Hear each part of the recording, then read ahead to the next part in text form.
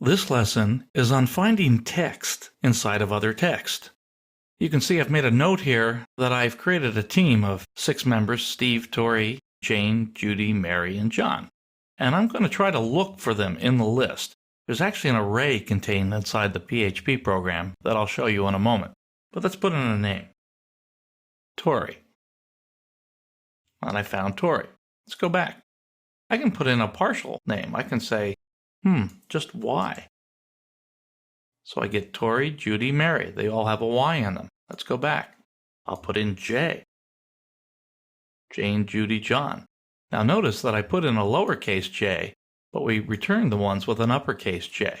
I'm going to show you how to do that. It's a case-insensitive search, and there's a PHP function that'll help you with that.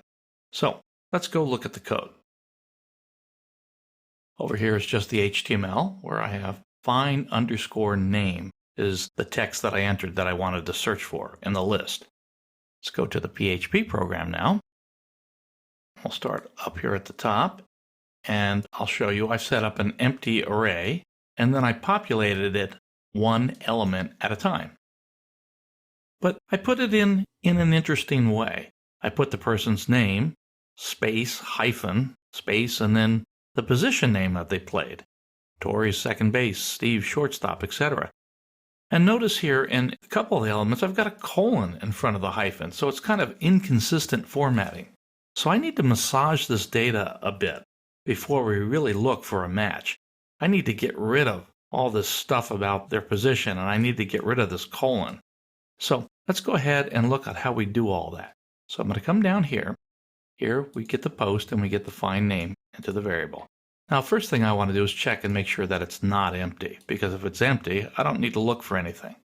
So come down here and I'm going to use the for each construct on the array and return each element as $member. So the first thing I want to do is get rid of that colon. So I'm going to introduce the first PHP function I want to show you here. This is a string replace, spelled str_replace. So it's formatted a little bit different. The string that you want to look at is specified as the third parameter in here. So we're looking at $member and we're saying look for a colon. You put the thing you want to look for between either single quotes or double quotes. Look for colon and replace it with an empty string. There's no space even in here. It's just tick, tick right after one another. So it'll essentially collapse the colon so that there's nothing where the colon was, not even a space. Now, it doesn't change $member in place. Instead, it returns a string that's been formatted. So I call that $member formatted. Now that I have $member formatted without that colon in it, I want to search for where the hyphen is. Now the hyphen, let's go back and look a little bit. The hyphen here after the name. I want to get that position and then remove everything after that from the hyphen on. I want it all just to go away. So that's where I'm heading with this. Let's go down. So here I do the next PHP function I want to show you, which is a function that looks for the position in the string of another string. So here's the string we're looking for, the hyphen. And this roughly translates as string, look for the position, and with the I in the middle there, that makes it case-insensitive search. So it doesn't matter if it finds something with an upper or lower case. In this case with the hyphen, it really doesn't make a difference, but later when we look at letters, it will. So we're looking at the member formatted now, doesn't have the colon in it, looking for that hyphen. And what it will return over here is the position that it found it in, if it finds it.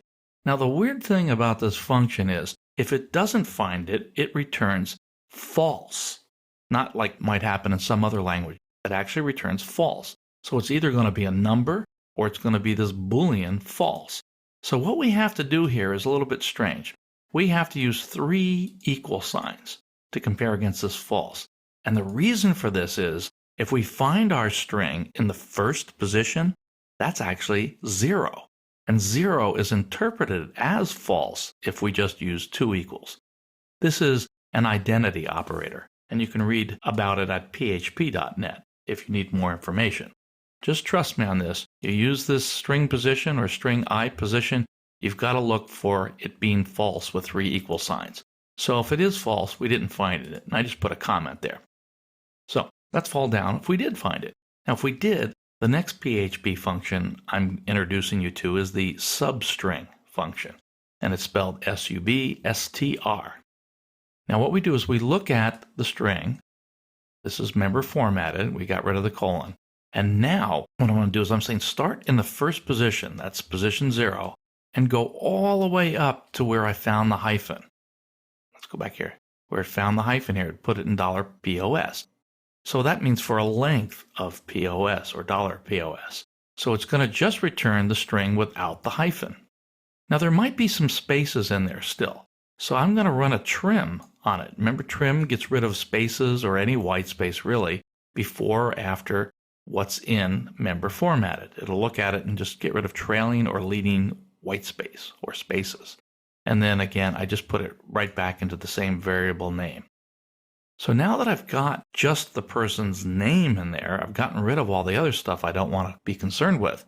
Now I'm going to look at this to see if it contains the field that I entered in the form.